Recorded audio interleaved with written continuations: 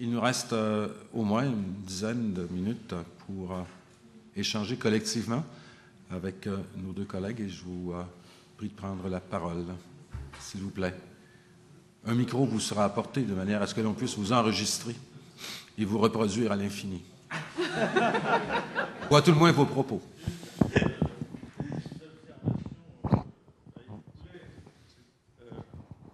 Un peu un paradoxe. Tu as évoqué le rôle de l'État. Bon, très bien. Et en archéo jacobin, avant de demander l'asile au Canada, deux observations. Tu parlais du principe de précaution. Alors, information.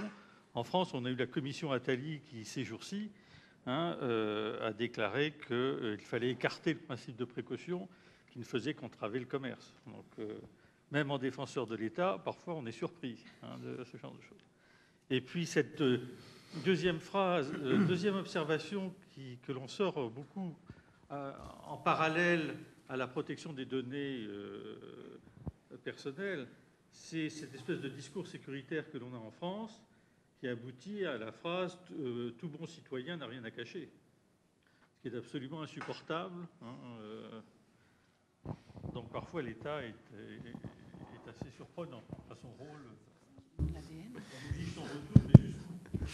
Oui, pourquoi alors est-ce qu'on cherche l'information, puisque les bons citoyens n'ont rien à cacher, enfin.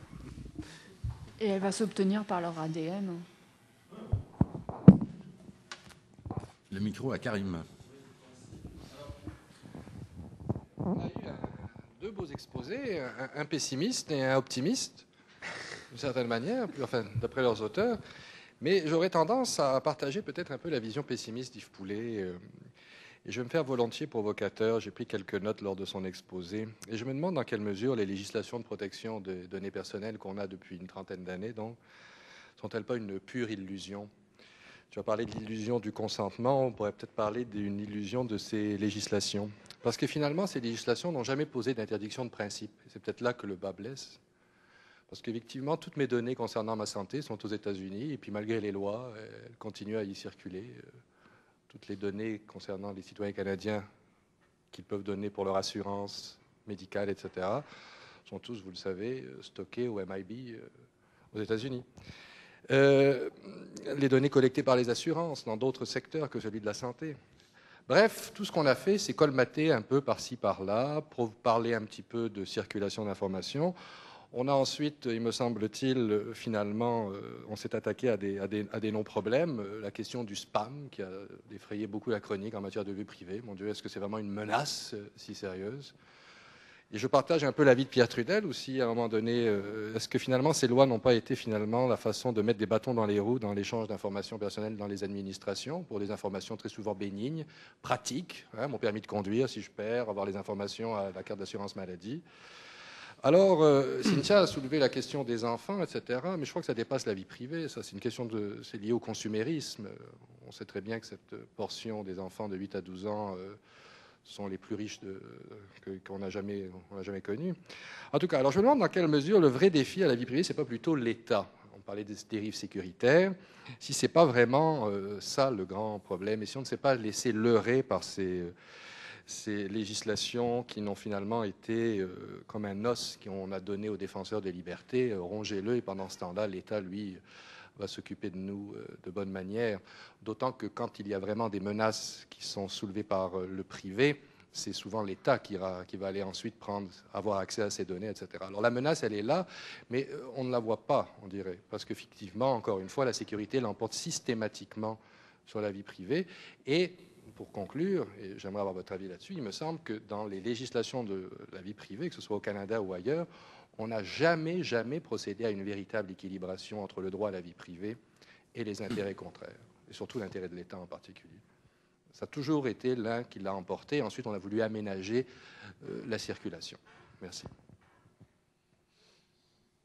J'ajouterai, pendant que nos collègues préparent leur réponse, que le paradoxe, c'est que ces lois sont aussi généralement binaires, puisqu'elles portent d'une part sur l'accès à l'information et d'autre part sur la protection des renseignements, et qu'elles sont fondées sur la prémisse de la légitimité de la cueillette et du stockage des informations.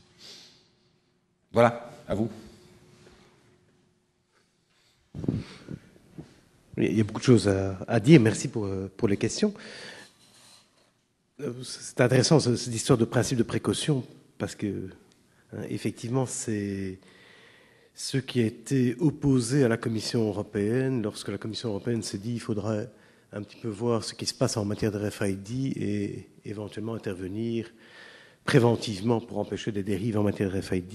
Et l'industrie européenne a dit surtout ne le faites pas, parce que nous avons déjà pris du retard par rapport aux Américains, et donc s'il vous plaît, mettez un peu de côté le principe de précaution. Enfin bon, ça c'est une petite réflexion.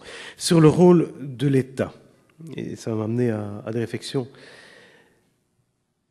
à adresser également vis-à-vis de Karim.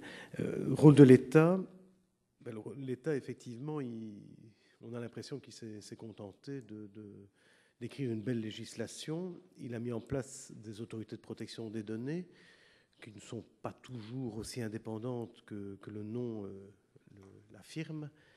Ça, c'est un autre problème.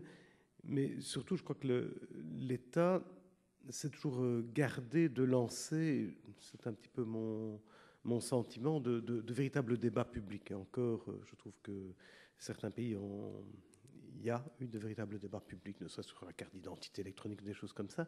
Mais de manière générale, on constate qu'en Europe, les débats en matière de protection des données, à la limite, sont moins puissants et moins disputés que ce qui existe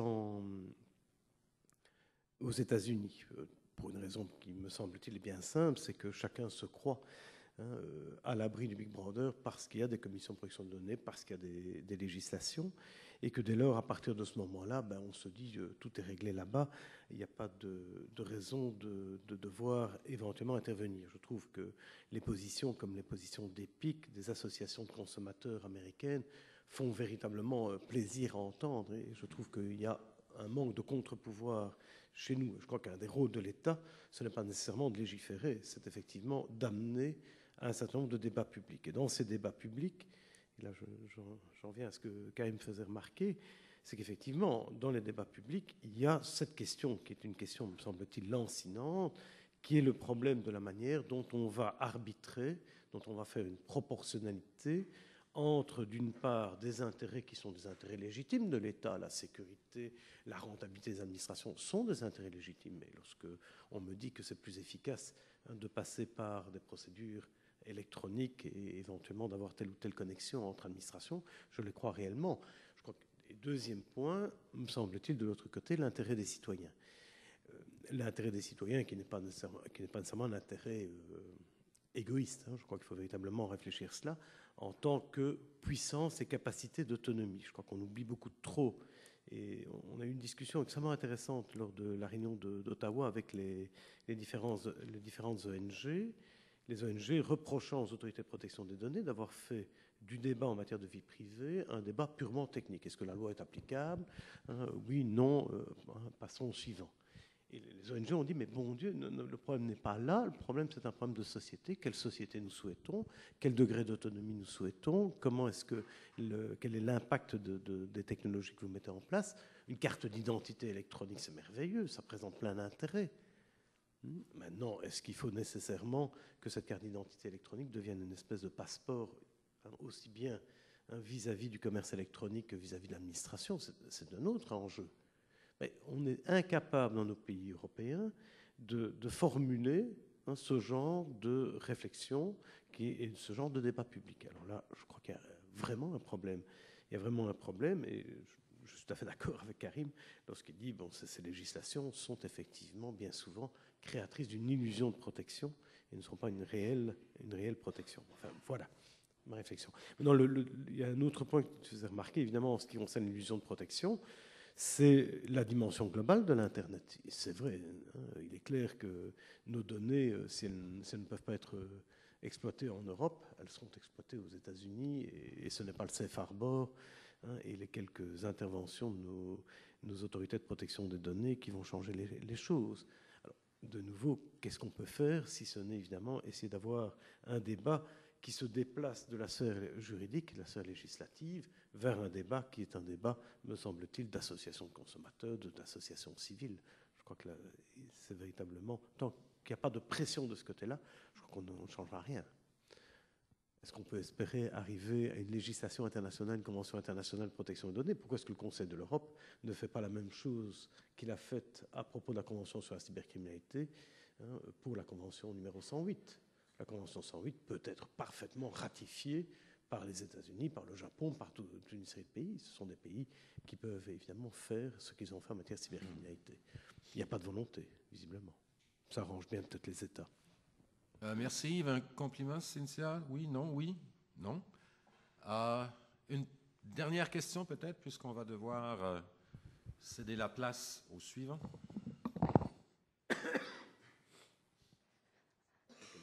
Merci. Je voulais d'abord juste faire juste un petit commentaire à l'exposé de Madame Chassigneux.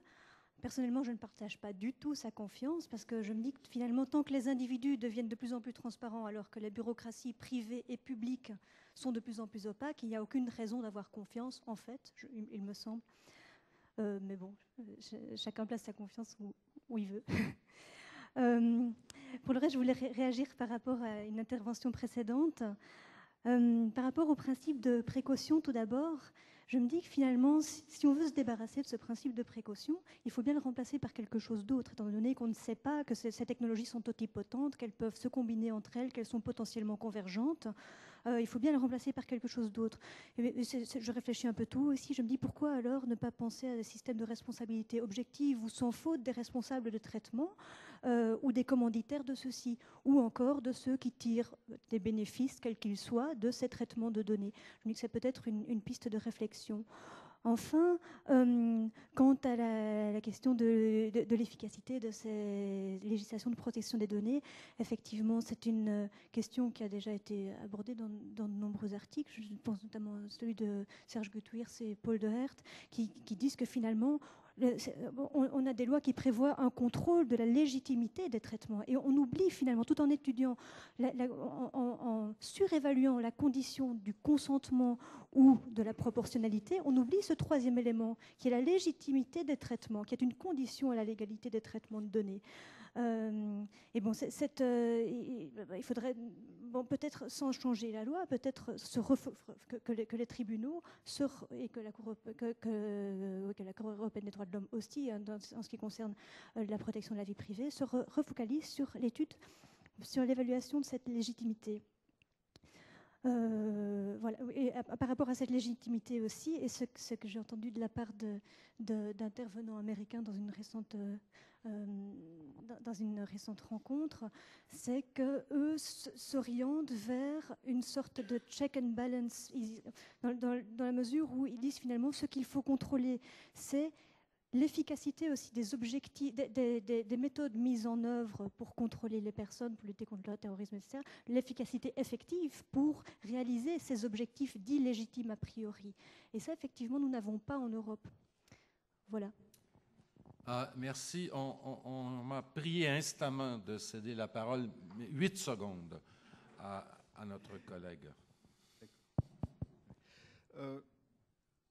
Donc c'est juste une petite suggestion intellectuelle. Est-ce qu'il n'y a pas moyen d'être optimistement pessimiste?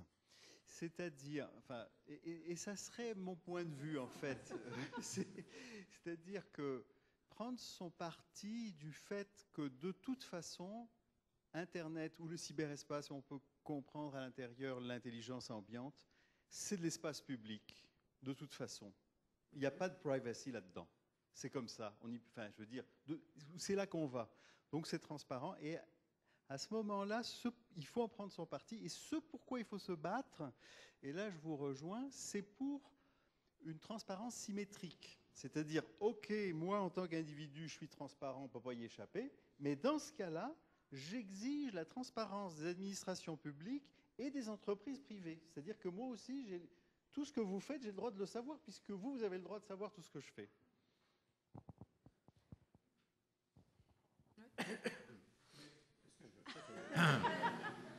Ah ben vous pouvez. Enfin, on ne dit pas ça parce qu'on se réfugie derrière une approche formaliste du consentement. Et qu'est-ce qu'il y a de plus légitime que le consentement? Alors, je pense que toute la communauté juridique s'est embourbée dans cette conception. et finalement, ben, tout le monde, comment ensuite dire que c'est illégitime? Les gens ont consenti, ils ont accepté, comme dit Cynthia Chastigneux, ils ont dit « j'accepte à ce texte incompréhensible ». Alors, on a le prix. Et là, dans ce sens-là, je pense que c'est la communauté juridique qui est à blâmer en premier lieu, parce que c'est ce type de technique-là qu'on a mis en place en guise de protection. Et donc, dans ce sens-là, je veux bien qu'on blâme les techniciens, mais les juristes ont aussi leur examen de conscience à faire. Je terminerai en disant simplement que dans tous les espaces publics, il doit y avoir des lieux privés. Même dans les parcs, il y a des arbres derrière lesquels on peut s'embrasser.